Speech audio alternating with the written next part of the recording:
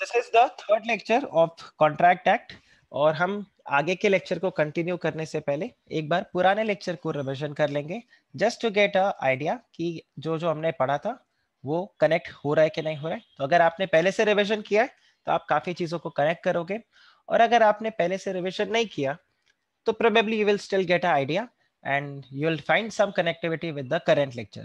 So हमने start किया था कॉन्ट्रैक्ट एक्ट को, और कॉन्ट्रैक्ट एक्ट में हमने समझा था what are the essential elements of a contract, एक अग्रीमेंट कैसे बनता है, एक कॉन्ट्रैक्ट कैसे बनता है, राइट और एनफोर्सिबिलिटी बाय लॉ का क्या मतलब है, ऑफर एंड एक्सेप्टेंस क्या है, राइट हमने इसको समझा था। अभी तक हमने legal rules for offer and acceptance ये हमने कवर नहीं किया, टाइप्स ऑफ कॉन्ट्रैक्ट भी इनफैक्ट अभी तक हमने कवर नहीं किया है। देयर आफ्टर सेकेंड लेक्चर में हमने समझा था what are the essentials of a valid contract. तो अगर आप क्विकली मेरे को या तो कमेंट सेक्शन पे लिख के बताओ या अनम्यूट करके आप मुझे आंसर करो कि कौन सा सेक्शन है for essential elements of a valid contract. Like I mention, exam में मैंडेटरी नहीं है आपको सेक्शंस लिखना, बट हम ऐसी रिवीजन करते करते कुछ इंपॉर्टेंट सेक्शंस को क्लास के दौरान ही याद कर लेंगे, so that when you go to the exam कुछ सेक्शंस आपको बाय डिफॉल्ट ही याद हो जाए, राइट। सो आप बताइए, essential elements of the valid contract कौन सा सेक्शन था कॉन्ट्रैक्ट एक्ट का? Section 10। Very good, section 10। Gaurav Gupta ने आंसर किया सेक्शन 10, राइट। तो ये एक सेक्शन है, अगर इसको आप याद रख सको तो इट्स वेरी गुड। मैं वापस से रिपीट करता हूं, लेकिन अगर आपको सेक्शंस याद नहीं होते या आपको सेक्शंस याद नहीं है, even then there is no problem at all. Okay, तो हमने यहाँ पे देखा था कि कॉन्ट्रैक्ट बनाने के लिए क्या चाहिए। कॉन्ट्रैक्ट बनाने के लिए हमें दो चीजें चाहिए, one is the agreement and another is the enforceability bye law. फिर हमने आगे समझा था कि अग्रीमेंट क्या होता है। Agreement is a offer which gets accepted and it forms a consideration for each other। और एनफोर्सिबिलिटी बाय लॉ का क्या मतलब होता है, जब आप लीगल रिलेशन को क्रिएट करने का इंटेंशन रखते हो या लीगल ऑब्लिगेशन को जब आप क्रिएट करते हो उस अग्रीमेंट पे एंटर करने से, तो हम क्या बोलेंगे, this is enforceable by law, and if an agreement is enforceable by law then it becomes a contract। हमने सीक्वेंस भी पूरा देखा था, क्रोनोलॉजी, कि पहले एक ऑफर होगा, वो एक्सेप्ट होगा। अच्छा, जो इंसान ऑफर करता है उसको हम बोलते हैं ऑफरर, और जिस इंसान को ऑफर किया जाता है वो है ऑफरी, और जिस इंसान ने ऑफर को एक्सेप्ट कर लिया, मतलब जिस ऑफरी ने ऑफर को एक्सेप्ट कर लिया, तो वो क्या बन जाएंगे, एक्सेप्टर। तो आप मुझे बताओ, इस पूरे ट्रांजैक्शन में कितने लोग इन्वॉल्व हैं, दो या तीन? दो या तीन? आप मुझे बताओ, इस ट्रांजैक्शन में कितने लोग इन्वॉल्व हैं? और एक तो ऑफर, दो, दो। ये या ध्यान रखना, कई बार यहाँ पे स्टूडेंट्स कंफ्यूज होते हैं, वो ये बोलते हैं सर एक ऑफरर है, एक ऑफरी है और एक एक्सेप्टर है। तो आपको ध्यान रखना है, ऑफरी और एक्सेप्टर दोनों एक ही इंसान होगा। It is like Virat Kohli was dating his girlfriend, okay, that's Anushka Sharma, and then Anushka Sharma later on became his wife। So Anushka Sharma earlier was the offeree, and when she accepted the offer she became an acceptor। तो आप ये नहीं बोलोगे Virat Kohli has dated two girls, Virat Kohli has still dated one and got married to the same girl। but जैसे Ranbir Kapoor had dated Deepika Padukone, but Deepika Padukone further could not become wife, तो वहां पर हम बोल सकते हैं कि दो अलग अलग इंसान। बट यहां पर आप क्या बोलोगे, विराट कोहली वाले केस में जब ऑफर एक्सेप्ट हो गया तो the same person becomes the acceptor. Okay, तो ये आई थिंक आपको अब ये एग्जांपल अगर आप दिमाग में सेट रखोगे तो आई एम श्योर आपको ये याद रहेगा। So offeree and acceptor both are the same person, और यही आगे जाके कवर होता है कि एक कॉन्ट्रैक्ट बनाने के लिए मिनिमम आपको दो लोग चाहिए। सर दो से ज्यादा नहीं हो सकते there is no problem, but minimum you need to. And offer acceptance के अंदर एटलीस्ट एक इंसान जो ऑफर कर रहा है और एक इंसान जो यहाँ पे उसको एक्सेप्ट कर रहा है। फिर हमने यहाँ पर देखा था अग्रीमेंट और के डेफिनेशन को, कॉन्ट्रैक्ट, एनफोर्सिबिलिटी। फिर हमने कुछ डोमेस्टिक अग्रीमेंट्स के बारे में देखा था, वो अग्रीमेंट्स जो लीगली एनफोर्सिबल नहीं होते तो वो बन जाते हैं हमारे डोमेस्टिक अग्रीमेंट। फिर हमने अग्रीमेंट और कॉन्ट्रैक्ट के बीच में डिफरेंस देखा था, और फिर हमने ये समझा था कि कैसे सारे के सारे कॉन्ट्रैक्ट्स अग्रीमेंट होते हैं but all agreements are not contracts. कितनों ने इस आंसर को लिखा है एक्चुअल में, राइटिंग में आपने प्रैक्टिस किया? देखो मैंने यहाँ पे लिखा भी था प्रैक्टिस। किसी ने इस आंसर को लिख के प्रैक्टिस किया? क्या किसी ने इस आंसर को लिख के प्रैक्टिस किया? ओके, आप पॉइंट्स लिख पा रहे थे? यस। ओके ओके, तो एक आप लोगों को मैं और टिप देता हूँ कि जैसे मैं आप लोगों को हर लेक्चर के अंदर कुछ पॉइंट्स को बोलूंगा कि इसको आप प्रैक्टिस कर लेना, इसको आप लिख के देख लेना। मेरा अभी तक का जो पास्ट एक्सपीरियंस है, आप लोग उसको प्रोक्रेस्टिनेट मत करना, डोंट डिले कि सर पूरा चैप्टर खत्म होने दो फिर हम लिख लेंगे, या 4-5 लेक्चर हो जाए हम वीकेंड पे लिख लेंगे, आप ऐसा मत करना।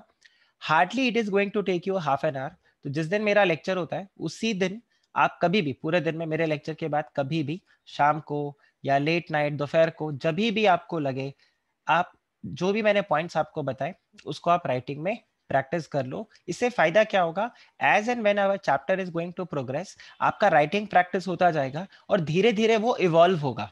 ओके, वो धीरे धीरे इवॉल्व होगा आपको, और वो जब धीरे धीरे इवॉल्व होगा तो बेनिफिट इसका क्या होगा कि जब तक हमारा लॉ का सिलेबस कंप्लीट होगा, एक तो आपने सारे इंपॉर्टेंट क्वेश्चंस लिख के प्रैक्टिस कर लिए, दूसरा आपका राइटिंग में पूरा ग्रिप आ गया।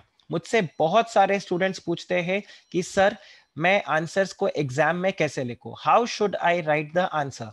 तो आपको जैसे मैंने बताया था, दो तरीके के क्वेश्चंस आपको एग्जाम में ब्रॉडली मिलेंगे। एक होगा जो आपको मैंने बताया straight forward question, right.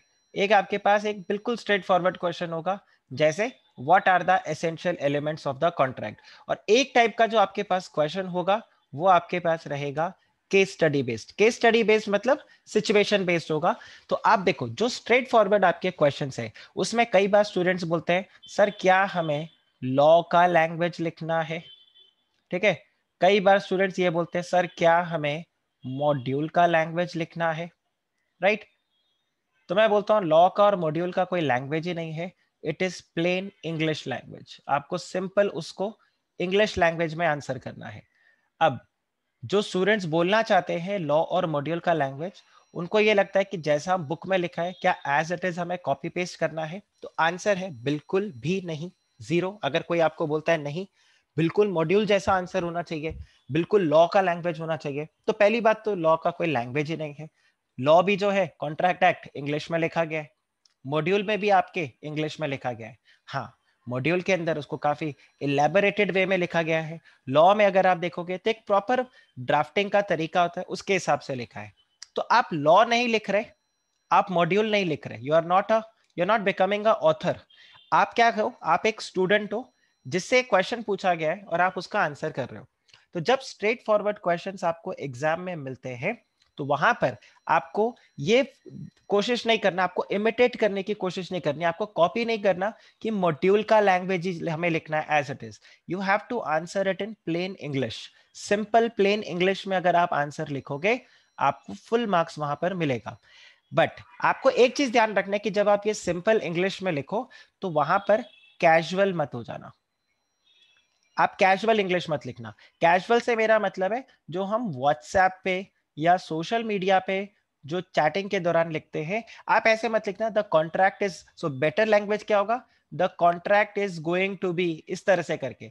So going to be is correct, लेकिन अगर आप वहां पे आंसर में ऐसे लिखो द कॉन्ट्रैक्ट गोना बी, तो फिर एग्जामिनर बोलेगा दिस बच्चा is wanna be, give him a new attempt. तो फिर आपको वो नवंबर के बाद फिर से मई में बुलाएगा, या तो नवंबर दिसंबर या मई जून, वही जोश वही जुनून। तो अगर आप वो चेन तोड़ना चाहते हो तो शुरू से ही ध्यान रखना कि आप लैंग्वेज प्रॉपरली मेंटेन करके रखो। तो going to be is a better or is a appropriate English as compared to it's gonna be, the contract gonna be, valid invalid। आपको इस तरह से नहीं लिखना going to be, तो सिंपल इंग्लिश में आप लिखो। अब इसमें कई बार स्टूडेंट्स मेरे को बोलते हैं सर मेरा जो इंग्लिश है वो इतना स्ट्रांग नहीं है, and that's obvious reason, we are not in Europe, और लेट्स से यूरोप में तो खैर सब जगह इंग्लिश नहीं बोला जाता, but let's say we are not in हमारा मदर टंग इंग्लिश नहीं है। हम में से काफियों का मदर टंग हिंदी होगा, किसी का मदर टंग मराठी होगा, किसी का मदर टंग गुजराती होगा, और एज द केस में भी रीजनली आप जहां को बिलोंग करते हो आपका लैंग्वेज जो होगा वो नेटिव लैंग्वेज रहता है। हिंदी हम नॉर्मली बोलते हैं और इंग्लिश हमारा एक बेसिक चलता फिरता सिजलर जैसा होता है कि आया तो आया, नहीं तो it is still okay. Main course तो हमारा अपना हिंदी या जो भी हमारा वर्नाकुलर लैंग्वेज होता है वो रहता है, बिल्कुल सही बात है। बट हमारे साथ ये प्रॉब्लम है कि आप एग्जाम जो दोगे वो इंग्लिश लैंग्वेज में दोगे, तो हमें कहीं ना कहीं इसके ऊपर ग्रिप लाना जरूरी होगा। ओके, मैं ये नहीं बोलता हूँ Hindi is bad or our vernacular language is not good or it is not of the standard. Of course it is of standard, every language is of standard, but problem ये है कि आप जब एग्जाम दोगे आपको इंग्लिश लैंग्वेज में देना होगा, तो सर हम कैसे इंप्रूव करें इसके ऊपर? इसके लिए दो तरीका है। एक तो मैंने आपको बताया कि आपको राइटिंग प्रैक्टिस करना होगा, और ये आपके ऊपर नहीं, ये सबके ऊपर लागू होता है। मेरे ऊपर भी हुआ था, मेरे सीनियर्स के ऊपर भी हुआ था, मेरे टीचर्स के ऊपर भी हुआ था, और आप लोगों के ऊपर भी रहेगा कि आपको राइटिंग प्रैक्टिस करना है। जितना आप राइटिंग प्रैक्टिस करोगे धीरे धीरे आपका इंप्रोवाइजेशन अपने आप होता जाएगा। दूसरा आपके पास क्या करना है, आपको आपको रीडिंग करना है। जब आप रीड करोगे तो आपका अपने आप आंसर बनेगा। सी हो सकता है आप आज एक क्वेश्चन को प्रैक्टिस करो तो हो सकता है आप उसमें इंग्लिश बराबर नहीं लिख पाओ, कोई दिक्कत नहीं। एक तो डिमोटिवेट मत हो जाना कि नहीं मेरे बस का ही नहीं, ना क्वीन का कंगना रनावत बन जाओ कि मेरा जिंदगी खराब हो गया ना, ऐसा बिल्कुल नहीं करना। आपको सिंपली क्या करना है, आप स्टार्ट कैसे कर सकते हो? सबसे पहले मैं हमेशा बताता हूं, you should develop a approach. और अप्रोच से मेरा क्या मतलब है कि जब कोई क्वेश्चन आया तो आपको समझ में आना चाहिए कि इसमें हम क्या लिखेंगे। अब अप्रोच आप कैसे डेवलप कर सकते हो? अप्रोच आप इस तरह से डेवलप कर सकते हो, जैसे एक basic question, what are the essential elements of a contract? So don't try to remember कि मॉड्यूल में क्या पॉइंट्स लिखा था, मॉड्यूल में क्या था। आप सिंपली ऐसे एक अप्रोच डेवलप करो। So for your practice, in before you do this writing practice, आप क्या कर सकते हो, अप्रोच ऐसे डेवलप होगा, आप बोलोगे अच्छा एक एसेंशियल एलिमेंट्स मतलब कॉन्ट्रैक्ट बनाने के लिए क्या क्या चाहिए। तो पहले कोशिश करो कि हिंदी में क्या क्या पॉइंट्स आपके दिमाग में या जो भी आपका वर्नाकुलर लैंग्वेज है, कोशिश करो आप किसी को समझा रहे हो, ठीक है, you are not writing in the exam. आप ऐसे समझो आप अपने छोटे भाई बहन को, अपने किसी फ्रेंड को समझा रहे हो, तो आप उसको क्या बोलोगे, देख भाई कॉन्ट्रैक्ट बनाना है ना तो कम से कम 2 लोग तो चाहिए होंगे। तो आपको यहां से ऐसे बुलेट पॉइंट्स मिल जाएंगे, कम से कम 2 लोग, तो आपको पता है यहाँ पे मिनिमम 2 पर्सन। ओके इसके अलावा ना अग्रीमेंट में और क्या होगा यार, एक इंसान को ऑफर करना होगा, एक को एक्सेप्ट करना होगा, और फिर वो लीगल भी होना चाहिए, अगर लॉफुल नहीं होगा तो वो कॉन्ट्रैक्ट नहीं बनेगा। इस तरह से करके आप एक एक करके बुलेट पॉइंट्स रेडी कर लोगे। तो जब आप ये बुलेट पॉइंट्स को रेडी कर लोगे आपको अपने आप रियलाइज हो जाएगा, फिर तो क्या करना है, आपको सिंपल लैंग्वेज में इसी को समझाना है। एक एक जो आपने बुलेट पॉइंट्स यहाँ पे बना लिया आपको इसी को समझाना है। तो जब आप घर पे राइटिंग प्रैक्टिस करोगे तो आप ये राइटिंग प्रैक्टिस इस तरीके से करो। सर सपोज इतना ज्यादा राइटिंग प्रैक्टिस हम लोगों का नहीं हुआ, या एग्जाम्स के आसपास में अगर हमारा अटेम्प्ट है, तो हम कैसे इसके ऊपर वर्कआउट करें? तो उसके लिए भी आपका सिंपल तरीका है, जब आप एग्जाम में आंसर को लिखो ट्राई टू फर्स्ट रिमेंबर उसमें क्या पॉइंट्स थे। ठीक है, बहुत ज्यादा टाइम वेस्ट नहीं करना कि वहां पे कहीं बैठ के टाइम वेस्ट ही करने लग जाओ, बट हाँ अपने दिमाग में ब्रॉडली सोचो कि इसमें क्या क्या पॉइंट्स होंगे और उसको आंसर करने लग जाओ। तो सबसे अच्छा तरीका आपके पास ये, nothing beats writing practice and reading. The more you read, the more you write, the more you practice, the better grip you are going to get. And आपको आगे तक ये चीज हेल्प करेगा, बिकॉज ऐसा नहीं है कि लॉ सिर्फ फाउंडेशन में है, ये आपके इंटरमीडिएट लेवल पे भी है और आपके फाइनल लेवल पे भी है। तो ये तो बात हुआ उन स्ट्रेट फॉरवर्ड क्वेश्चंस का। अगर हम बात करते हैं केस स्टडी के लिए, तो case study is a very simple question. I don't know इसके लिए क्यों बहुत ज्यादा सब घबरा जाते हैं कि सर केस स्टडी पूछ लिया। केस स्टडी एक्चुअल में क्या होता है, जब वो 4-5 पेजेस का आपको केस दे, ठीक है, जिसमें आप पेज नंबर 4 पे पहुंचो तो ये भूल जाओ पेज नंबर 1 पे क्या था, उसको केस स्टडी बोलते हैं। ठीक है, अनफॉर्चुनेटली फॉर्चुनेटली इंस्टीट्यूट ऐसे क्वेश्चंस नहीं पूछता। इंस्टीट्यूट आपसे 3-4 लाइंस का एक केस स्टडी या बेस मैक्स टू मैक्स आधे एक पेज का आपको वो केस स्टडी पूछेगा। अब उसमें क्या होता है, उसमें कुछ ना कुछ क्या होगा, आपको कोई सिचुएशन दिया हुआ रहेगा, आपको कोई सिचुएशन दिया देगा और उस सिचुएशन के बेसिस पे वो आपको बोलेगा please answer based on this situation, right. जैसे कि वो आपको बोलेगा there is a husband who was going abroad for let's say 8 months 10 months 2 years 3 years 5 years, and he promised that he is going to send his wife some money and later on he did not. So is the और can the wife file a case against husband, या आपको बोलेगा अभी बताओ इस पे आप analysis दो। तो बिल्कुल सिंपल तरीका, सिचुएशन बेस्ड अगर क्वेश्चन है तो इसमें आपके 3-4 पॉइंट्स में आपका आंसर रेडी हो जाएगा। पहला पॉइंट में आप क्या लिखो, पहले पॉइंट में आप लिख दो फैक्ट्स ऑफ द केस। अब फैक्ट्स ऑफ द केस का क्या मतलब है कि इस पर्टिकुलर सिचुएशन में, ठीक है, इस पर्टिकुलर सिचुएशन में क्या क्या लिखा हुआ है, तो आप यहाँ पे इसको, अब इसका ये मतलब नहीं क्वेश्चन को ही कॉपी पेस्ट कर दो, जस्ट बेसिक आप लिख दो in this case a husband had gone outside, had gone to abroad, promised to pay some money to wife, but later on did not pay. अब वहां पर ये मत लिखो 8-9 महीने के लिए गया, 10 महीने के लिए गया, 2 साल के लिए गया. सिंपल मुद्दे की बात करो एकदम क्रिस्प तरीके से. हस्बैंड बाहर गया, उसने वाइफ को प्रॉमिस किया कि मैं पैसा दूंगा, और बाद में उसने पैसे देने को मना कर दिया, तो क्या वाइफ केस फाइल कर सकती है? ये पॉइंट होगा. सेकेंड पॉइंट आप इसमें क्या लिखोगे? द प्रोविजंस ऑफ जो भी आपका एक्ट रहेगा. लेट्स से अभी कॉन्ट्रैक्ट एक्ट है, या सेल ऑफ गुड्स एक्ट है, या कंपनीज एक्ट है, एलएलपी एक्ट है, पार्टनरशिप एक्ट है, जो भी आप करेगा, द प्रोविजंस ऑफ जो भी आपके एक्ट का नाम होगा वो आप लिखोगे. जैसे मैंने आप लोगों को बताया था, ईयर बहुत इंपॉर्टेंट है, तो आप ईयर जरूर लिख देना. The provisions of contract act 1872 provides for, या इट स्टेट्स फॉर, तो जो भी आपका लॉ का प्रोविजन होगा वो आप लिख दोगे. अब जैसे इस वाले केस में आप लिखोगे it provides for that an agreement which is enforceable by law, only that becomes a contract. If an agreement is not enforceable by law, or if the legal intention is not there, then it does not become a contract. Hence, it will not be enforceable by law. फिर आप third point में क्या लिखोगे? Therefore, in this case, when husband promised to pay some money to his wife, it was a domestic agreement. Therefore, it cannot be enforced in the court and the wife can not file a case against husband. Simple, ये third point में आपने बता दिया. Basically यहां पर क्या होगा? 1+2 का आपका ओपिनियन, यहां पर आप अपना ओपिनियन लिखोगे. तो ये आपका इतना सा ओपिनियन आ गया एंड फिनिश. इतना से ही तो आपको आंसर करना है. ज्यादा से ज्यादा इसमें फोर्थ पॉइंट में आप क्या कर सकते हो? कोई ऑल्टरनेट रेमेडी बता सकते हो. जैसे आप इसमें क्या बोलोगे? But if the husband had entered into an written agreement with wife which was registered in the court, then the legal intention was established, then the wife could have been file a case against the husband and recover the money, otherwise she cannot. तो ये fourth में आपने कोई alternate provision अगर लिखा तो वो आप ऑल्टरनेट प्रोविजन यहां पर लिख सकते हो. बट ब्रॉडली अगर आप देखो तो लॉ में आंसर कैसे अटेम्प्ट करना है, आई थिंक इससे सिंपल तरीके से आपको कुछ भी नहीं मिल सकता. But yes, one thing is there, ये आपको करना पड़ेगा. मतलब अगर आप सोचो कि कोई आपको मैं टॉनिक पिला दो और उससे आप बिल्कुल लॉ में फटफट आंसर लिखने लगोगे, तो बिल्कुल क्लियर है यहाँ पे वो सेंटर फ्रूट का एड बिल्कुल नहीं चल रहा. तो आप आराम से कोशिश करो कि ये प्रैक्टिस आप करते रहो. जितना ज्यादा आप प्रैक्टिस करोगे उतना ज्यादा आपको यहाँ पर क्लैरिटी मिलेगा.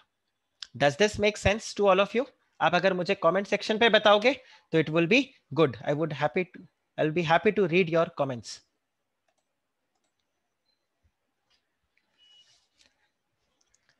Okay great. सो ये पॉइंट्स जो मैंने आज आप लोगों के साथ शेयर किया, प्लीज रिमेंबर दीज पॉइंट्स आगे के लेक्चर के अंदर भी जब आप करो. एंड इसीलिए मैं बोलता हूं कि आप लोग साथ साथ में राइटिंग प्रैक्टिस करना, बिकॉज मैं अभी भी बहुत सारे स्टूडेंट्स को देखता हूं जिन्होंने उस वक्त साथ के साथ राइटिंग प्रैक्टिस नहीं किया और अब एकदम ऐसे परेशान हो रहे, सर 1 महीने बाद एग्जाम है, सर इतना स्ट्रेस हो रहा है, सर क्या करें कैसे करें. तो आपको बस सिंपल यही ध्यान रखना है कि आप इस तरह से राइटिंग प्रैक्टिस को साथ साथ में करते रहो. ओके चलिए let's go ahead. Next question जो हम लोगों ने यहाँ पर कॉन्सेप्ट देखा था वो था essential elements of a valid contract, जिसमें ये देखो एटलीस्ट आप देखो ये अपने मॉड्यूल के पॉइंट्स थे और ये हमने बेसिक डिस्कशन किया था. तो आप मुझे बताओ क्या ऐसे के ऐसे लिखना जरूरी है? नहीं. आप अगर ये भी सेट कर लो तो भी आप आराम से पूरा आंसर लिख पाओगे, तो आपके लिए बिल्कुल सही हो गया. तो आप इसको दिमाग में सेट रखना. तो ये हमने देखा था essential elements of the contract. तो सेक्शन 10 आपको बता रहा है agreement, free consent, eligibility that is the competency of the parties, lawful consideration, legal object and not expressly declared as void. और जो प्रोविजन सेक्शन 10 में नहीं लिखा but otherwise it is important, उसमें आ जाते हैं आपके two parties, intention to create the legal relationship and fulfillment of the legal formalities, certainty of the meaning and possibility of performance. तो ये हमने सारे के सारे पॉइंट्स को ऑलरेडी कवर कर लिया था, राइट? ये सारे के सारे हमने पॉइंट्स को कवर किया. आज हम जो आगे बढ़ेंगे, now we will be discussing about the different types of contract. अब ये जो टॉपिक हम शुरू करेंगे डिफरेंट टाइप्स ऑफ कॉन्ट्रैक्ट, इसको स्टार्ट करने से पहले मैं आपसे एक क्वेश्चन पूछता हूं. लेट्स सी आप उसका आंसर कर पाते हो कि नहीं. और आप अनम्यूट करके आंसर करोगे तो भी चलेगा. रेदर आप अनम्यूट करके आंसर करना, क्योंकि अब मैं आप लोगों का स्क्रीन दोबारा से नहीं देख पाऊंगा because I will be focusing only on this particular screen. तो देखिए अगर मैं आपको बोलूं कि आप ह्यूमंस को क्लासिफाई करो, कितने टाइप के ह्यूमंस है? How many types of humans are there? आपसे कोई बोले ह्यूमंस को क्लासिफाई करना है तो आप कैसे क्लासिफाई करोगे? कितने टाइप के ह्यूमंस हैं?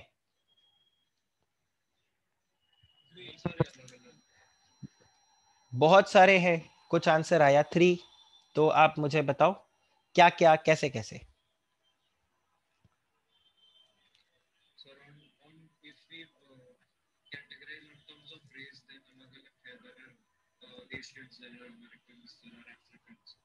ओके तो यहाँ पर एक आया ऑन द बेसिस ऑफ। तो यहाँ पे सबसे पहले आप ध्यान रखना, अगर आपको ह्यूमंस को कैटेगराइज करना है तो ह्यूमंस को तो आप बहुत सारे तरीके से कैटेगराइज कर सकते हो, लेकिन ब्रॉडली अगर आपको ह्यूमंस को कैटेगराइज करना है तो आपको पूछना होगा on the basis of what. ये सबसे ज्यादा इंपॉर्टेंट है। You need to know on the basis of what, right. तो अगर मैं बोलूं कि चलो on the basis of gender, on the basis of gender, तो आप बोलोगे सर एक हो गया मेल, एक है female, and then we also have transgender. Okay, अगर मैं आपको बोलूं चलो on the base of age, तो आप फिर बोलोगे सर 4 कैटेगरी है, one is the infant and toddler, फिर वो जो second third standard first standard से लेके टीन एज तक का, फिर आप बोलोगे एडल्ट, और फिर आप बोलोगे जो ओल्ड एज वाले हैं। मे बी आप इसमें और भी कैटेगरीज को ऐड कर दो, 0 to 10 years, 11 to 20 years, आप उस तरह से भी कर सकते हो, राइट। फिर अगर आपसे कोई पूछे तो आप बोलोगे ह्यूमंस को हम बाइफरकेट कर सकते हैं on the basis of nationality, right.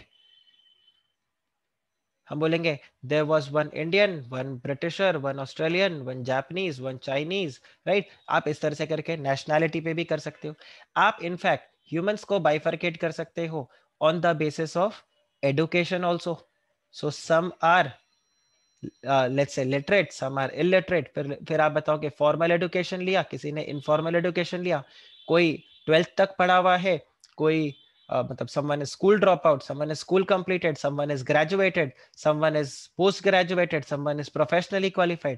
आप इस तरह से कर सकते हो, राइट। तो there are so many ways you can bifurcate the different types of humans, right। और भी हम कैटेगरीज यहाँ पे ऐड कर सकते हैं, right. not to create divide but just to understand the different types of human here। आप यहाँ पे on the basis of food habits में भी कर सकते हो, राइट। अगर आप ये देखो कि कुछ लोग होते हैं जो वेजिटेरियन है, कुछ लोग है जो नॉन वेजिटेरियन है, और कुछ लोग जो है मतलब पीस नहीं खाते, हम सिर्फ ग्रेवी खाते हैं। ये कौन? ये वो लीचड़ इंसान। एनीवे कुछ आपको अब एक नया मिला है, you will also find some people are vegan.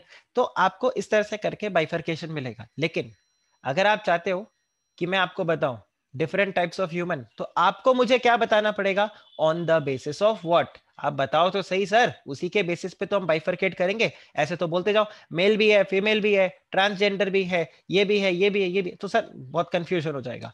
तो सेम वे जब हम बात करते हैं डिफरेंट टाइप्स ऑफ कॉन्ट्रैक्ट के लिए, तो हमें पता होना चाहिए different types of contract on the basis of what. तो हम सबसे पहले यहां पर पढ़ते हैं on the basis of validity, on the basis of enforceability. Now validity and enforceability का क्या मतलब होता है? जो हमने पढ़ा था कॉन्ट्रैक्ट एनफोर्सिएबल बाय लॉ। तो कॉन्ट्रैक्ट एनफोर्सिएबल है या कॉन्ट्रैक्ट एनफोर्सिएबल नहीं है? देखो दो तरीके का कॉन्ट्रैक्ट अपना सिंपल हो गया, या तो कॉन्ट्रैक्ट सर एनफोर्सिएबल होगा या कॉन्ट्रैक्ट एनफोर्सिएबल नहीं होगा। सर और इसमें वैरायटी क्या है? इतने सारे वैरायटीज को क्यों लेके आए? चलो अभी हम करते हैं, एक एक चीजों को यहां पर हम पूरा समझेंगे और कोशिश करेंगे कि ये सारे टर्म्स हमें क्लियर हो जाए ना। इफ यू रिमेंबर, मैंने आप लोगों से अभी थोड़ी देर पहले जो बुलेट पॉइंट्स बताया था, जो मैंने आप लोगों को बोला था कि अगर एग्जाम में क्वेश्चन आए तो पहले खुद से अप्रोच डेवलप कर लो कि आप इसमें क्या लिखोगे, और फिर उसको इंग्लिश में ट्रांसलेट कर देना। अब सेम चीज हम यहाँ पे करते हैं। मैं आप लोगों को क्या करूंगा, ये सारे कॉन्ट्रैक्ट्स बिना बुक के लैंग्वेज के, बिल्कुल सिंपल लैंग्वेज में आपको मैं यहाँ पे समझाऊंगा, और फिर इसको हम डिटेल में आगे जाके वॉर्मेट आउट भी करेंगे। तो आप देखो यहां पर बात आता है वैलिड कॉन्ट्रैक्ट का। तो वैलिड कॉन्ट्रैक्ट एक कौन सा कॉन्ट्रैक्ट है? विच इज एनफोर्सिएबल बाय लॉ, है कि नहीं? एक जो वैलिड कॉन्ट्रैक्ट है वो कौन सा कॉन्ट्रैक्ट है? विच इज एनफोर्सिएबल बाय लॉ। अब सर ये एनफोर्सिएबल बाय लॉ क्यों है? क्योंकि इसमें सेक्शन 10 के सारे एलिमेंट्स हैं। सर हमें सेक्शन 10 याद नहीं, आप बार बार क्यों सेक्शन 10 सेक्शन 10 करते हो? डर लगता है सेक्शन के नाम से? कोई दिक्कत नहीं, आप यहां पे बोल दो it has all the essential elements of the contract. ये तो याद रहेगा, ठीक, it has all the essential elements of the contract, इसीलिए तो वो वैलिड है। एक भी एसेंशियल एलिमेंट अगर गायब हो गया तो फिर ये वैलिड कॉन्ट्रैक्ट नहीं रहेगा। So a contract which is enforceable by law is a valid contract. And why it is enforceable by law? Because it has all the essential elements of a contract provided in section 10 of the contract act. Does this make sense? क्या ये difficult लगा आप लोगों को? क्या ये difficult लगा आप लोगों को? ओके ओके, फिर आता है वॉयड कॉन्ट्रैक्ट। वॉयड कॉन्ट्रैक्ट को आप ऐसे समझो, void contract is a void contract. Void is avoid. Avoid का क्या मतलब होता है? अवॉइड का क्या मतलब होता है? इग्नोर करना, करेक्ट, इग्नोर, यू डोंट। सो आपको जैसे नहीं होता कोर्ट रूम्स, अगर आपने कोई वो वेब सीरीज वगैरह देखा हो या कई बार मूवीज में देखा हो, वो जो जज एक है ना, वो लॉयर होता है, कोर्ट रूम ड्रामा आप अगर देखो तो वहां पर वो देखते हो कटघरे में जो रहता है उसको बहुत प्रोवोक करने की कोशिश करता है, तो उसका जो लॉयर होता है वो क्या बोलता है कि आप अगर इसको अवॉइड कर सकते हो, आपको इसको आंसर करने का जरूरत नहीं, you can avoid this, you can avoid this, you don't need to respond, right? Avoid, तो अवॉइड मतलब you don't need to perform this contract. Why you don't need to perform this contract? Because this contract is now void। एक ऐसा contract which is avoided by law, कानून खुद ही बोलता है भाई मत करो इस कॉन्ट्रैक्ट को, राइट? आप इस कॉन्ट्रैक्ट में एंटर कर गए कोई बात नहीं, बट अब आपको नहीं करना, मतलब this contract is not enforceable by law. This contract is not enforceable by law. और ध्यान रखना ये एक पार्टी के लिए नहीं, this is not enforceable by both the parties. दोनों के दोनों जो पार्टीज टू द कॉन्ट्रैक्ट है, दोनों की तरफ से ही ये एनफोर्सिएबल नहीं है। ना विराट कोहली केस फाइल कर सकता है, ना अनुष्का शर्मा केस फाइल कर सकती है। क्यों? क्योंकि इनके कॉन्ट्रैक्ट को तो लॉ ने ही अवॉइड कर दिया। आप बताओ क्या ये क्लियर है बच्चा? ये क्लियर है? ओके फिर आता है वॉइडेबल कॉन्ट्रैक्ट। सर ये वॉइड जैसा ही लग रहा है ना, आप देखो वॉइड वॉइड, बस खाली यहां पे क्या है? एबल। चलिए तो इसको हम समझते हैं। वॉइडेबल कॉन्ट्रैक्ट क्या होता है? Voidable contract is the one which can be avoided by one party of the contract, one party of the contract. So that is what? That is voidable contract. Sir ऐसा क्यों? ऐसा इसलिए, देखो पहले तो इसका सिचुएशन देख लो। यहां पर मैंने आपको क्या बताया? ना विराट कोहली केस फाइल कर सकता है, ना अनुष्का शर्मा केस फाइल कर सकती है। लेकिन जब वॉइडेबल कॉन्ट्रैक्ट होगा ना, तो वहां पर क्या होगा? विराट कोहली केस फाइल नहीं कर सकता, लेकिन अनुष्का शर्मा चाहे तो वो केस फाइल कर सकती है। A typical husband wife situation. Anyway let's come back, right? तो आप सिंपली यहां पे देखो, एक पार्टी ने अगर बोल दिया ना कॉन्ट्रैक्ट होगा, तो फिर वो वैसा हो जाएगा, वो मुन्ना भाई में सीन नहीं था, ए भाई ने बोला ना होने का मतलब होने का, आया समझ में? तो वो वाला सिनेरियो है। तो अगर एक पार्टी बोलता है कॉन्ट्रैक्ट एनफोर्स होगा, तब तो कॉन्ट्रैक्ट एनफोर्स होगा ही होगा। लेकिन अगर वो एक पार्टी बोल दे कि नहीं कॉन्ट्रैक्ट एनफोर्स नहीं होगा, तो वो कॉन्ट्रैक्ट अवॉइड किया जा सकता है, दूसरा वाला पार्टी उसको एनफोर्स नहीं करवा सकता। सर ऐसा क्यों? मतलब क्योंकि विराट कोहली अनुष्का शर्मा की शादी हो गई है इसलिए ऐसा कॉन्ट्रैक्ट हो गया? नहीं नहीं नहीं नहीं, मैं आपको बताऊंगा ऐसा कब होता है। ऐसा कौन सा सिचुएशन होता है जब आपको ये राइट मिल जाता है बोलने का कि भाई ने बोला करने का तो मतलब करने का, और भाई ने बोला नहीं करने का तो नहीं करने का। ऐसा कब होता है? So we will discuss about that particular situation जब हम आगे डिटेल में उसको पढ़ेंगे। बट ब्रॉडली अगर आपको कोई बोले अरे ये कॉन्ट्रैक्ट वॉइड है या ये कॉन्ट्रैक्ट वॉइडेबल है, तो आप अब डिफरेंशिएट कर पाओगे। वॉइड मतलब it is not enforceable by both the parties. Voidable contract is it can be avoided by. अच्छा एक और चीज ध्यान रखना, इट कैन बी, जरूरी नहीं है, it can be avoided by one party of the contract. तो अगर वो पार्टी अवॉइड करे तो फिर ये कॉन्ट्रैक्ट गया तेल लेने, और अगर उसने बोला कि नहीं मैं तो एनफोर्स करूंगा, तो फिर ये कॉन्ट्रैक्ट आपका क्या रहेगा? वैलिड कॉन्ट्रैक्ट रहेगा। Is this clear? प्लीज मुझे आप लोग आंसर करके बताओ, क्या ये दोनों का डिफरेंस आप लोगों को क्लियर हुआ? Yes.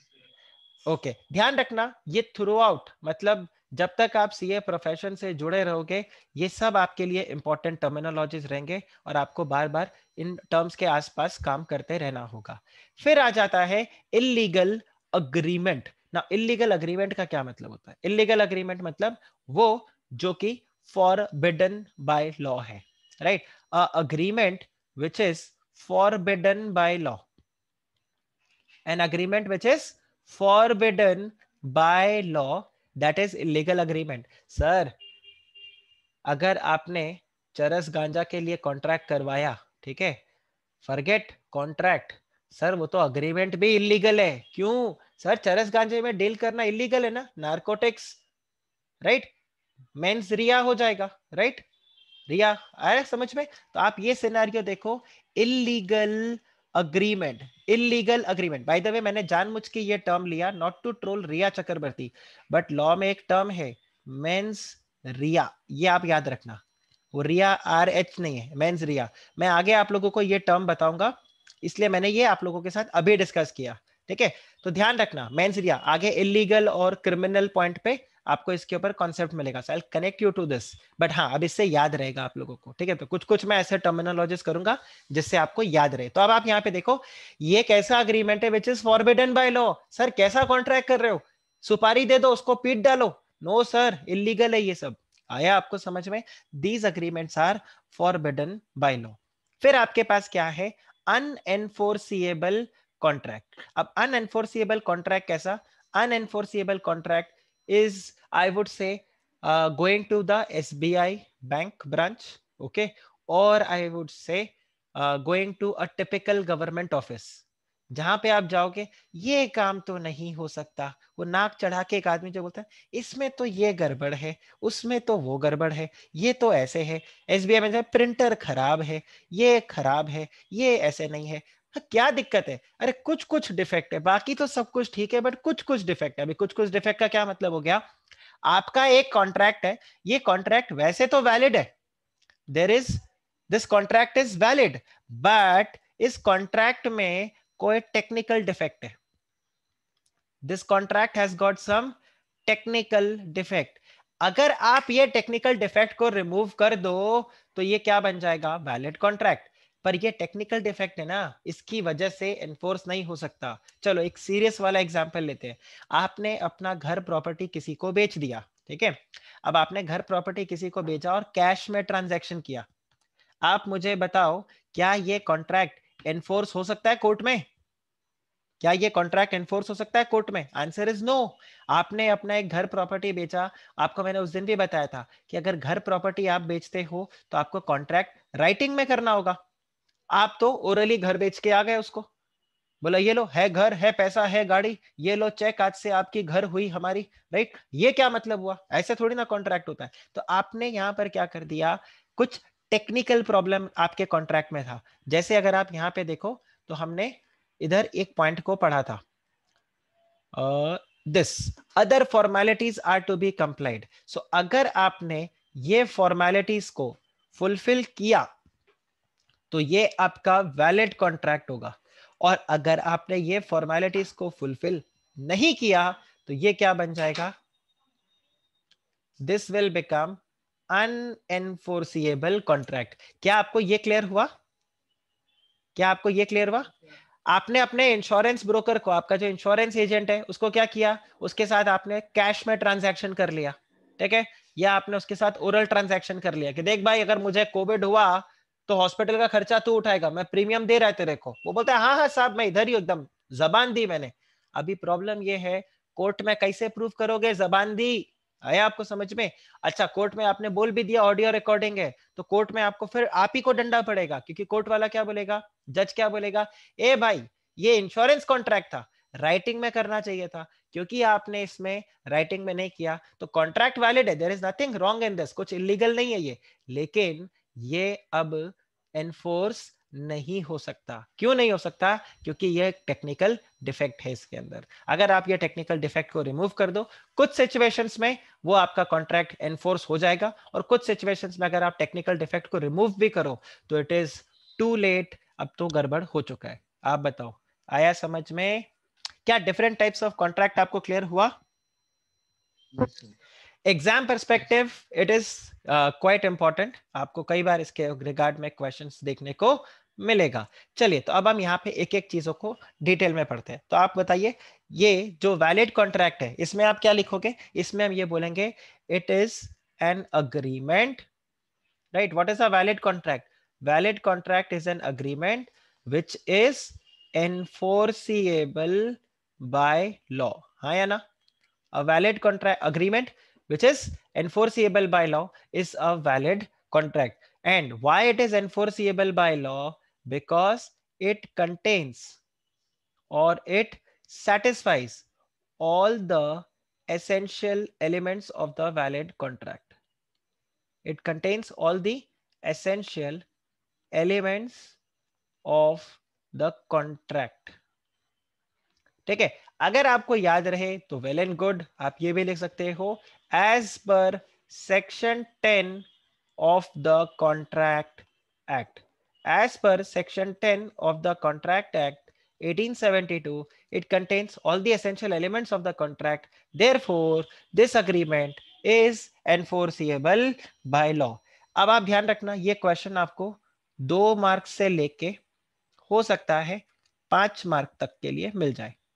2 मार्क्स के लिए मिले तो आप इतना लिख देना, और मन करे तो आगे ये भी बता देना that this agreement was entered between 2 parties. And basically brief में आप इसके जो सेक्शन 10 के हैं, सेक्शन 10 के पॉइंट्स को आप लिख के आ जाओ, एक्सप्लेन मत करना, बस खाली लिख के आ जाओ। और अगर ये 5 मार्क के लिए आए तो फिर आप इसको एक्सप्लेन भी कर लेना। तो अगर 2 मार्क्स के लिए आता है तो just heading heading bullet points, और अगर 5 मार्क्स के लिए आए तो आप फर्दर उसको एक्सप्लेन भी कर दोगे। आप बोलिए, क्या ये सेंस बनता है? Does this make sense? So this is a valid contract. So sir इतना ही लिखना है क्या? अरे भाई इतना तो इतना ही लिखोगे ना, कोई बीकॉम का पेपर थोड़ी ना पेज भर भर के आओगे आप।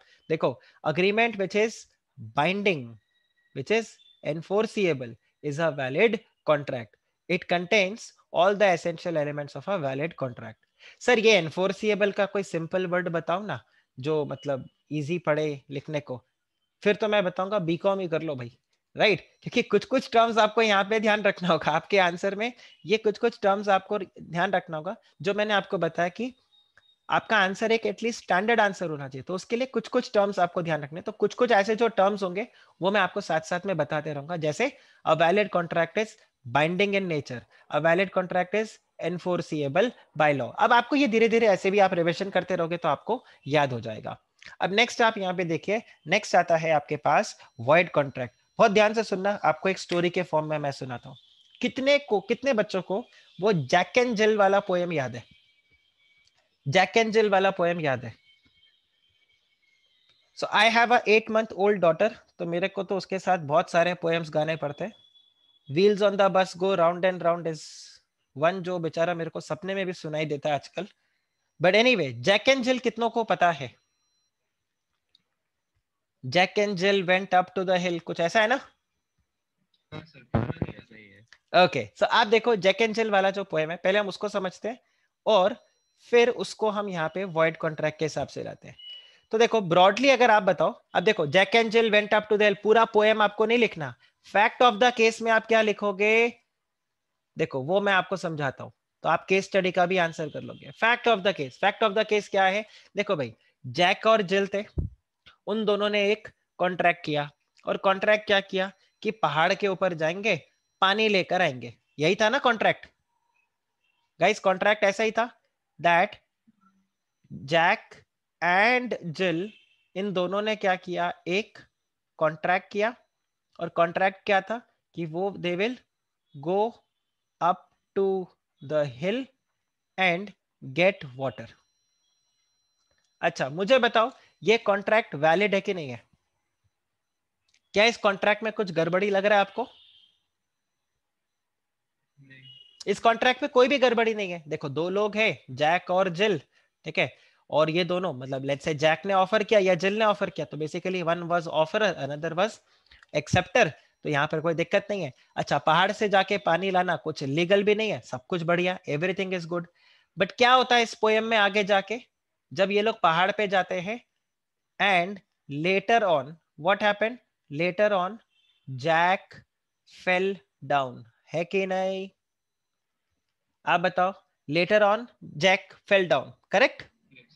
अच्छा, अब जैक अगर पहाड़ से नीचे गिर गया तो आप मुझे बताओ, क्या जिल कोर्ट में जाके केस फाइल कर सकती है? ये देखो जैक ने अपना कॉन्ट्रैक्ट पूरा नहीं किया। No sir. क्या जिल, क्या जैक जिल के अगेंस्ट केस फाइल कर सकता है कि देखो ये पहाड़ से पानी लेकर नहीं आई? Answer is no, correct. अब मुझे बताओ, जब इन्होंने कॉन्ट्रैक्ट बनाया तब क्या कोई प्रॉब्लम था? राइट, तो ये मैं आपको बोलता हूं, so when the contract was made, okay, when the contract was made, the contract was valid, okay, but later on something happened, later on something happened, and now the contract cannot be enforced. Now the contract cannot be enforced, therefore this contract is what? This contract is void. Void म्हणजे काय? It is avoided by the law. आप बताओ, ये clear हुआ? Yes sir. Right, neither party, ना Jack case file करेगा ना जिल केस फाइल करेगी, और अगर केस फाइल कर भी दिया तो हार जाओगे। आप बताओ, ये क्लियर हुआ? So what is a void contract? Void contract is a contract when entered was valid, but later on something happened and now the contract cannot be enforced, hence it is now a void contract. अब आपके साथ मैंने पिछले lecture में discuss किया था कि something happened में बहुत कुछ हो सकता है। समथिंग हैपेंड में ऐसा हो सकता है कि वो लेट्स से सब्सिक्वेंटली इलीगल हो गया, सब्सिक्वेंटली इलीगल हो गया। फिर यहाँ पे क्या हो सकता है, जैसे यहाँ पे जैक नीचे गिर गया तो party to the contract do not exist. Suppose party का डेथ हो गया, या basically they are not in a capacity to enter into the contract, ठीक है। अब अगर आप यहाँ पे देखो, लेट्स से फर्दर ये हो सकता है जो आपका सब्जेक्ट मैटर है वो ही डिस्ट्रॉय हो गया। भाई ये दोनों पहाड़ पे पानी लेने के लिए गए थे, लेकिन जो बकेट लेकर गए वो बकेट टूट गया, अब पानी नहीं ला सकते। ये सपोज करो पहाड़ पे पानी मिलना बंद हो गया, सब्जेक्ट मैटर इज डिस्ट्रॉयड, कुछ भी हो सकता है, और वो क्या बन जाएगा? Void contract. आप बताओ, is this clear? Yes sir. अच्छा, अच्छा, अब एक चीज आप और देखो, Jack and Jill went up to the hill, they made a contract कि वो पहाड़ पे जाके पानी लेकर आएंगे, लेकिन इनका जो ये बकेट था, इस बकेट में शुरू से ही होल है, इस बकेट में शुरू से ही होल है, बहुत सारे होल है। बेसिकली ये बकेट नहीं है, ये ऐसा हमने गमले जैसा बना के रखा था कि इसमें हम पौधा डालेंगे और जब पानी डालेंगे तो एक्सेस पानी यहाँ से ड्रेन आउट हो जाएगा। तो हमने उस हिसाब से एक ये बकेट को बना के रखा था। ना जैक को पता ना जिल को पता कि इस बकेट में इस तरह से होल है। आप मुझे बताओ, क्या ये बाद में जाके वॉइड हुआ या ये शुरू से ही वॉइड है? बाद में जाके वर्ड हुआ। ये शुरू से वॉइड है। क्यों शुरू से वॉइड है? भले ही जैक और जिल दोनों को नहीं पता हो, लेकिन मुझे बताओ, इस बकेट के साथ क्या आप पहाड़ से पानी ला सकते हो? नहीं सर। पहाड़ से आते वक्त सब ना पेड़ पौधों को सींचते हुए आओगे आप, आया, तो आप इसमें नहीं कर सकते, तो ये कॉन्ट्रैक्ट क्या हो गया? वॉइड। चलो इसका एक और आपको सीरियस एग्जांपल देता हूं। बाय द वे, इसका अगर आपको स्क्रीनशॉट लेना है तो you can take a screenshot of this, क्योंकि ये पावर पॉइंट प्रेजेंटेशन में आपको नहीं मिलेगा। ये ब्लैक स्क्रीन के साथ जो भी आपको दिखे ना, एंड में उसका स्क्रीनशॉट ले लेना आप, क्योंकि उसका आपको वो पावर पॉइंट प्रेजेंटेशन में नहीं मिलेगा। डन?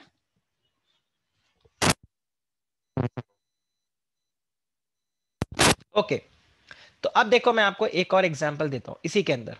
आप ऐसे देखो, लेट्स से आनंद और यहां पे हमारे गुप्ता जी, ठीक है, गुप्ता जी और आनंद के बीच में कॉन्ट्रैक्ट हो रहा है जहां पर आनंद के पास एक गाड़ी है। ठीक है, ये गाड़ी गुप्ता जी खरीदेंगे। ठीक है, अब डायग्राम पे मत जाना, मन की आंखों से देखो, गाड़ी है ये। ठीक है, गुप्ता जी ये गाड़ी खरीदेंगे और गुप्ता जी ये गाड़ी खरीदेंगे लेट्स से 1 लाख रुपए में। Okay, not a problem. इन दोनों ने अग्रीमेंट कर लिया। अब ये दोनों अग्रीमेंट कहां कर रहे थे, पहले तो आप ये देखो, ये गाड़ी कहां पर है, ये गाड़ी है लेट्स से जुहू में। ठीक है, जुहू चौपाटी के पार्किंग लॉट में ये गाड़ी पार्क्ड है। गुप्ता जी और आनंद कहां बैठे हैं, ये बैठे हैं कहीं पर बैंड्रा में। बैंड्रा में एक कैफे में ये कॉन्ट्रैक्ट कर रहे हैं। While they are entering into this contract, ठीक है, समुंदर से तेज लहरें आई और ये गाड़ी को बहाकर ले गई। आप समझ गए सिनेरियो। हाँ सर। दो पैरेलल वर्ल्ड चल रहा है, एक जुहू में, तो ये आप जैसे वो मूवीज और में नहीं दिखाते, स्क्रीन को दो पार्ट में स्प्लिट करते हैं, कहाँ ये हो रहा है कहाँ वो हो रहा है, बिल्कुल ऐसे। तो यहाँ पर आप देखो, यहाँ पर गुप्ता जी और आनंद कॉन्ट्रैक्ट में एंटर कर रहे हैं और यहाँ पर जुहू बीच पे वो जो गाड़ी है वो समंदर में चला गया। It has gone into the Arabian sea. अब आप मुझे बताओ, ये कॉन्ट्रैक्ट बाद में वॉइड हुआ या शुरू से वॉइड है? शुरू से void है सर। शुरू से वॉइड है, ठीक है ना। तो आप यहाँ पे ध्यान रखना, ये शुरू से वॉइड है। शुरू से वॉइड क्यों है, क्योंकि जिस समय बैंड्रा में हमने ये कॉन्ट्रैक्ट किया उस वक्त ही ये कॉन्ट्रैक्ट एनफोर्स नहीं हो सकता था। क्यों नहीं हो सकता था, क्योंकि गाड़ी तो गई समुद्र में, तो आप कैसे कॉन्ट्रैक्ट को, हालांकि वो बात और है कि ना मेरे को पता है ना गुप्ता जी को पता है, बट स्टिल क्या ये एनफोर्स किया जा सकता है क्या, आंसर इज नो। तो आप यहाँ पे देखो, ये जो कॉन्ट्रैक्ट होता है वॉइड कॉन्ट्रैक्ट, हो सकता है ये void from the very beginning हो। ठीक है, क्या मेरा और गुप्ता जी का कॉन्ट्रैक्ट इलीगल है? क्या मेरा और गुप्ता जी का कॉन्ट्रैक्ट, नहीं इलीगल नहीं है, आप उसको इलीगल नहीं बोलोगे, बट ये क्या है, this is void from the very beginning, या फिर हो सकता है ये सब्सीक्वेंटली वॉइड हो। या तो ये बन गया void from the very beginning या फिर ये सब्सीक्वेंटली वॉइड हो गया। So if it is void from the very beginning तो इसको हम बोलते हैं वॉइड एब इनिशियो। वॉइड एब इनिशियो, तो वॉइड एब इनिशियो का क्या मतलब है, देखो इनिशियो का वैसे भी क्या मतलब होता है, इनिशियली, इनिशियली, ये लिंक कर पाओगे आप, इनिशियो इनिशियली मतलब शुरू से। तो वॉइड एब initio is void from the very beginning, but subsequently अगर वो वॉइड होता है तो उसको हम सिंपली क्या बोलते हैं, it is a void contract. In fact ये कॉन्ट्रैक्ट भी नहीं होता, ये कॉन्ट्रैक्ट भी नहीं होता, बट इसको हम कॉन्ट्रैक्ट इसलिए बोलते हैं क्योंकि जब बना था तब तो बेचारा कॉन्ट्रैक्ट ही था, बाद में ये वॉइड हो गया। क्या आप इन दोनों के बीच में डिफरेंशिएट कर पा रहे हो? हाँ सर। Okay, you can also take a screenshot of this, right. अब स्क्रीनशॉट ऐसा नहीं, आप उसको अपने मोबाइल फोन में ही सेव करके रख लो, कहीं पर नोट्स में आप लिख लेना इसको अपने मॉड्यूल के अंदर, चाहो तो आगे पीछे कहीं पे, या पोस्ट इट लगा के, सबसे अच्छा तो पोस्ट इट होता है, आई प्रेफर पोस्ट इट, तो आप पोस्ट इट लगा के वहां पे उसको लिख सकते हो। ठीक है, चलिए तो अब हम यहाँ पे वॉइड कॉन्ट्रैक्ट को समझते हैं। तो वॉइड कॉन्ट्रैक्ट के अंदर क्या बुलेट पॉइंट्स बनेगा, void contract is a contract plus, इसमें क्या प्रॉब्लम है, it can not B enforce, a contract which can not B enforced by law, right? This is a void contract, right? अब ये जो कॉन्ट्रैक्ट था ये क्यों नहीं अवॉइड, या मतलब ये क्यों नहीं हो सकता, why this is void, this is due to something that happened, right? Something that happened either subsequently or you can say at the beginning while both parties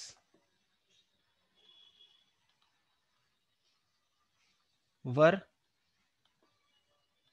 not aware, दोनों पार्टीज को कुछ पता नहीं था, लेकिन समथिंग ऐसा हो गया जिसकी वजह से ये कॉन्ट्रैक्ट अब एनफोर्स नहीं हो सकता.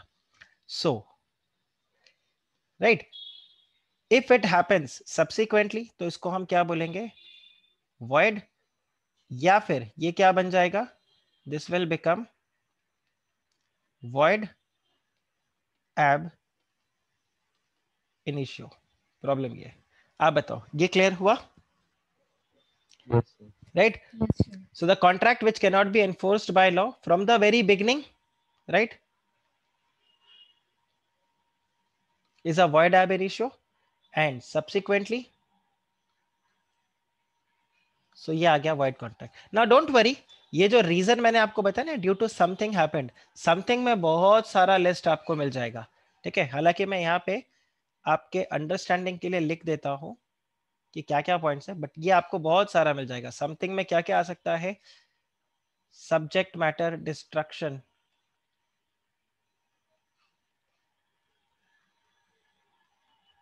ड्यू टू subsequent impossibility,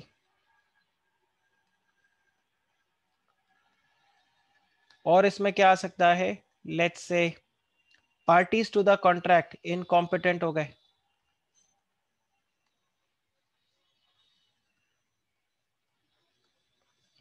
कुछ भी आपको यहां पर मिल जाएगा. सो देखिए void कॉन्ट्रैक्ट है, bye the way void contract मैंने आपको कौन से, इसको क्या बोलेंगे, राइम्स, कौन से राइम से सुनाया था, समझाया मैंने आपको, जैक एंड जिल. तो void कॉन्ट्रैक्ट का सेक्शन भी क्या हो जाएगा, आपको याद है मैंने सेक्शन 2 आपको बोला था डेफिनेशन का होता है Section J. Section 2J, right. 2 section 2 इसको हम क्या बोलते हैं, section 2 clause, no clause subsection numbers में लिखा हुआ होगा, this is clause, section 2 clause J. तो ये देखो section 2 clause J provides that a contract which, ये देखो ceases to be, ये वर्ड आप याद रखोगे. What do you mean by ceases to be? अब नहीं रहा. A person who has died, you would say he ceases to be alive. तभी तो बोलते हैं deceased. अरे समझा, आप ये देखते हो, a person who has deceased ceases to be alive. Simple.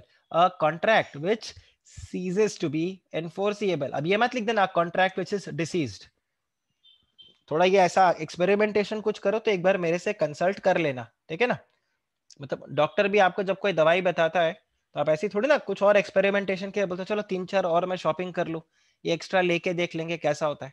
आप कुछ मेडिसिन लेते हो, नया कुछ ट्राई करते हो, तो डॉक्टर से तो कंसल्ट करते हो ना. आई होप करते हो, और करना भी चाहिए, ठीक. तो सेल्फ मेडिकेशन थोड़ी ना ऐसे मैं ये भी खा लेता हूँ, मैं वो भी खा लेता हूँ, ये भी ट्राई कर लेता हूँ, ऐसा नहीं होता. तो सेम चीज आप याद रखना, आप भी कुछ अगर इस तरीके का एक्सपेरिमेंटेशन करने की कोशिश करो, मैं मना तो नहीं करूंगा कि मत करो, पर एग्जाम में मत करना, कहीं पता चले बोले हम खतरों के खिलाड़ी है, वहीं जाकर करेंगे जो करेंगे, वो मत करना. एग्जाम से पहले जो भी एक्सपेरिमेंट करना है करो, कोई प्रॉब्लम नहीं, बट एग्जाम में मत करना, वहां जाओ तो प्रिपेयर्ड जाना. So a contract which is ceases to be enforceable by law, it becomes void. और कब ये void बन जाता है, as soon as it becomes ceases to be enforceable. इसीलिए क्या बोला गया है कि a void contract is one which cannot be enforced by the court of law. जैसे Mr. X agrees to write a book with the publisher, but after few days Mr. X dies in the accident. अब आप मुझे बताओ, अगर mister x का accident हो गया, वो खुद ही मर गए, तो अब बताओ वो कॉन्ट्रैक्ट कैसे करेंगे, आया आपको समझ में. तो ये वाला पॉइंट आ गया. फिर आप देखो here contract becomes void due to the impossibility of the performance of the contract. Same way, A contracts with B, the owner of the factory, for the supply of 10 tons of sugar, but before the supply is effected, fire caught in the factory and everything was destroyed. तो subject matter ही destroy हो गया, contract is void. आप बताओ, is this clear. और इसीलिए देखो यहाँ पर क्लैरिफिकेशन में ऐड किया है, और क्या बताया, that it may be added by way of clarification here, that when a contract is void, it is not a contract at all. क्योंकि आप देखो ना, अगर मैं ऐसे लिख रहा हूँ कॉन्ट्रैक्ट विच इज और which can not be enforced bye law, तो सर वो कॉन्ट्रैक्ट ही कैसे हुआ, क्योंकि कॉन्ट्रैक्ट तो एनफोर्सिबल बाय लॉ होता है. बिल्कुल सही बात है, लेकिन यहाँ पर क्या आ जाएगा, a contract, right, which is, it is basically not a contract at all. Guys, clear?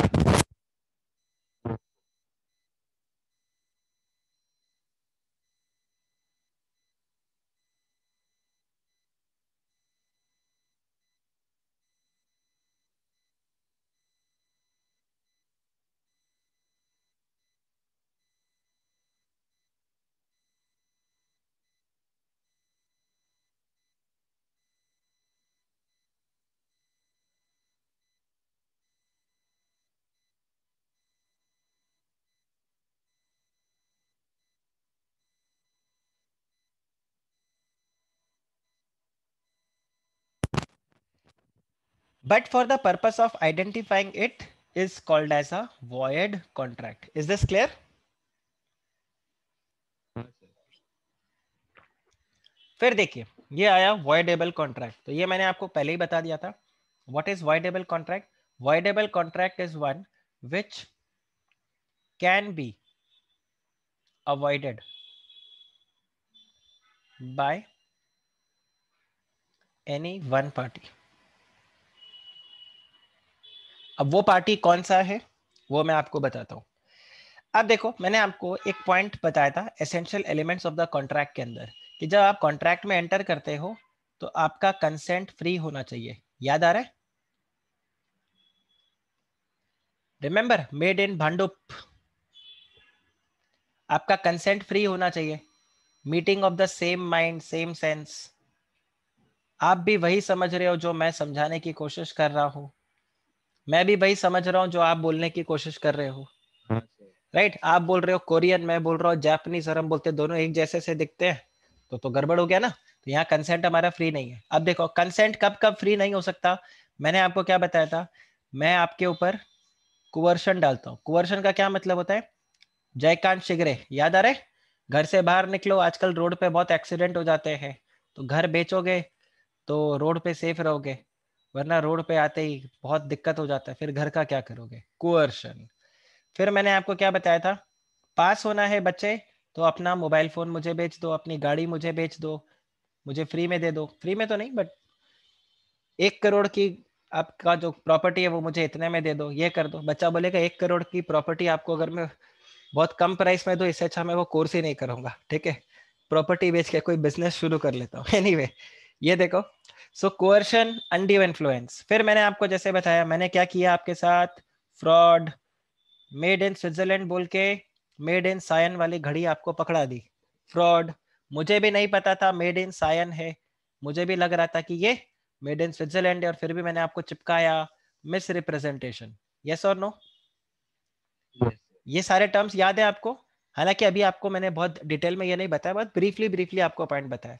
तो अगर आप कोवर्शन करते हो मतलब आप किसी के ऊपर जबरदस्ती प्रेशर डाल के कॉन्ट्रैक्ट को करवाते हो, या फिर आप किसी को अनड्यू इन्फ्लुएंस करके उससे जबरदस्ती कोई कॉन्ट्रैक्ट में एंटर करवाते हो, आप किसी को फ्रॉडुलेंटली इंड्यूस करते हो कि वो कॉन्ट्रैक्ट में एंटर कर जाए, या फिर आप कुछ मिस रिप्रेजेंटेशन करते हो, मतलब आपको भी नहीं पता गलत है लेकिन आप गलत कुछ बात बता रहे हो, तो ऐसे केस में हम क्या बोलेंगे, उस पार्टी का कॉन्ट्रैक्ट कंसेंट जो है वो फ्री नहीं है. और अगर आपका कंसेंट फ्री नहीं है तो जिस भी पार्टी का कंसेंट फ्री नहीं होगा वो फिर क्या करेगा, कॉन्ट्रैक्ट को अवॉइड कर सकता है. अ क्लासिक एग्जांपल ये देखो, अ सिंपल एग्जांपल. यहां पे जैसे जो सेलर है, सेलर सोल्ड अ वॉच, ठीक है, which is made in, let's say, cyan as, sorry, as made in, let's say, USA. अब यहां पे किसका कंसेंट फ्री नहीं है, सेलर का या बायर का?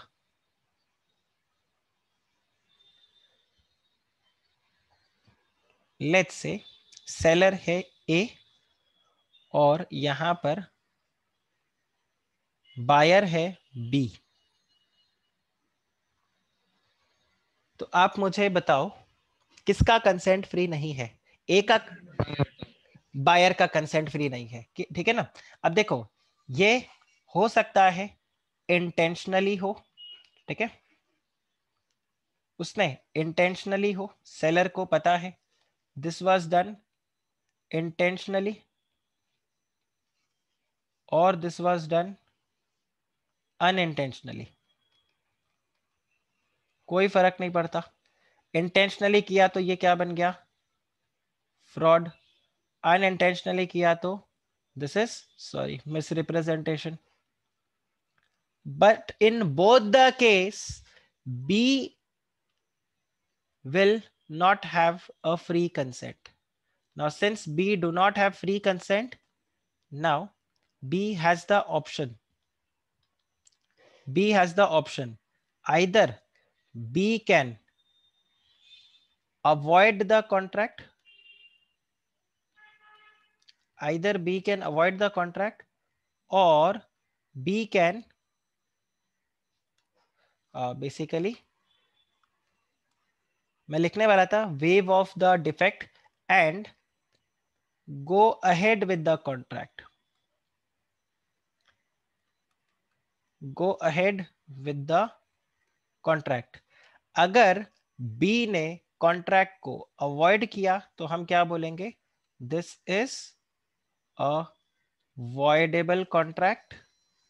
और अगर बी ने बोला नहीं नहीं चलो कोई बात नहीं, मेड इन सायन तो क्या हुआ, ग्लोकल, राइट, लोकल, आत्मनिर्भर भारत, कोई बात नहीं मैं तो मेड इन सायन ही पहन लूंगा, कोई दिक्कत नहीं भाई.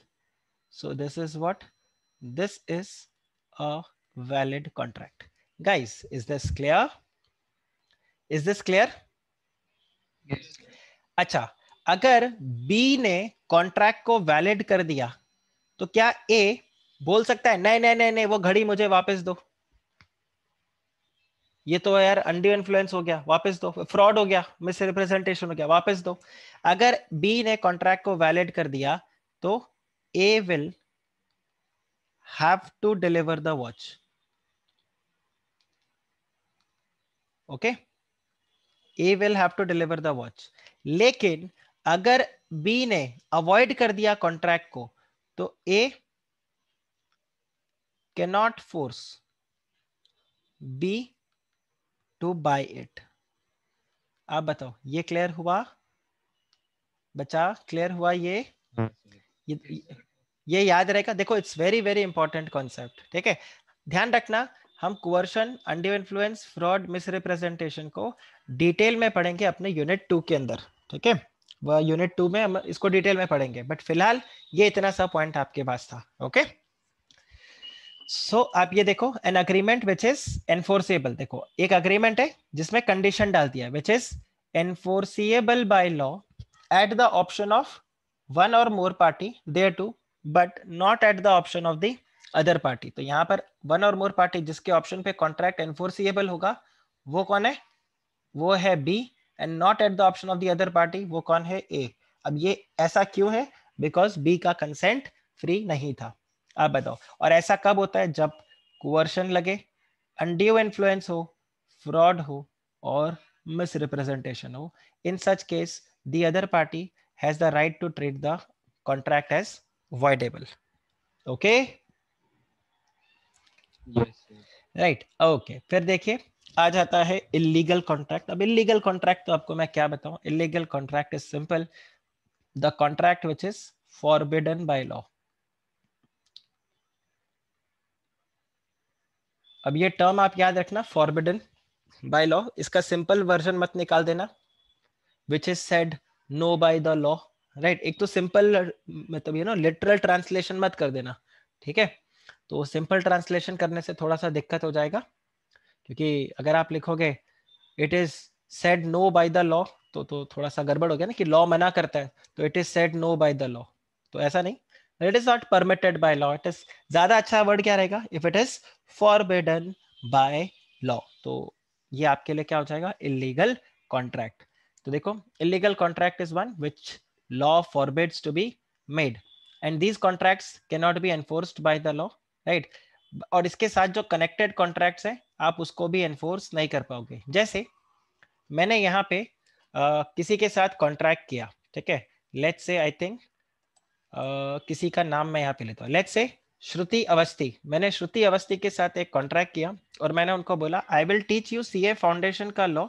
आप क्या करोगे, आप मुझे कुछ फीस जो पे करोगे, जो आपको फीस पे करना है वो आप फीस कैसे पे करोगे, आप कुछ फीस मुझे कैश में दोगे और कुछ फीस आप मुझे लेट्स से बिटकॉइन में दोगे, राइट. और कुछ फीस आप मुझे ड्रग्स में दोगे.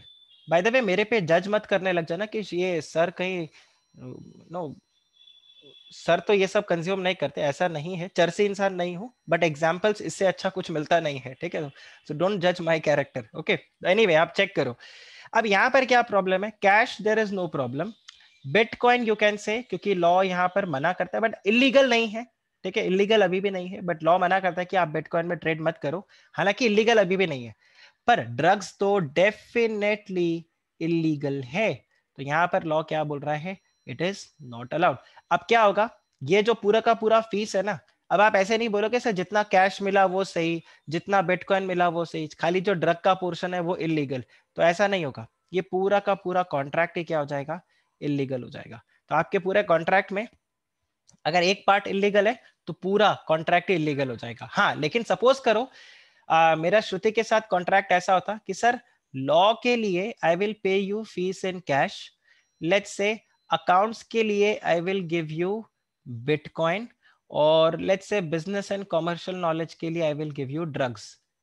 तो अब यहाँ पर कौन सा इलीगल होगा, सिर्फ ये वाला इलीगल होगा, क्योंकि यहाँ पर 3 अलग अलग कॉन्ट्रैक्ट हुए, बट एक ही सब्जेक्ट को पढ़ाने के लिए आपने ऐसे कॉन्ट्रैक्ट किया, तो these are connected contract, so everything is gone. So एक पॉइंट और ध्यान रखना, वैसे ये एग्जाम में कमेंट बन के क्वेश्चन आ सकता है, all illegal agreements are void but all void agreements are not necessary illegal. अभी बताओ, वो जैक एंड जिल वाले में कुछ इलीगैलिटी नहीं था, लेकिन वो वॉइड हो गया, बट ये वाला कॉन्ट्रैक्ट तो क्या है, तो शुरू से ही वॉइड है।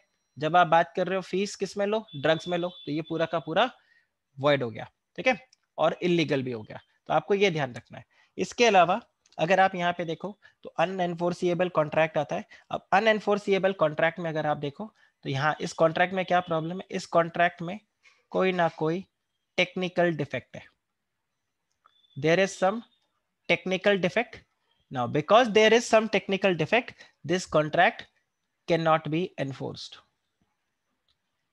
This contract cannot be enforced. अगर आप ये टेक्निकल डिफेक्ट को रिमूव कर दो तो ये कॉन्ट्रैक्ट आपके लिए क्या हो जाएगा, वैलिड हो जाएगा। तो इसमें और कोई प्रॉब्लम नहीं है, बस खाली ये है कि देखो, when the contract is good in substance but because of some technical defect, right, one or both the party cannot sue upon it and it is described as unenforceable contract.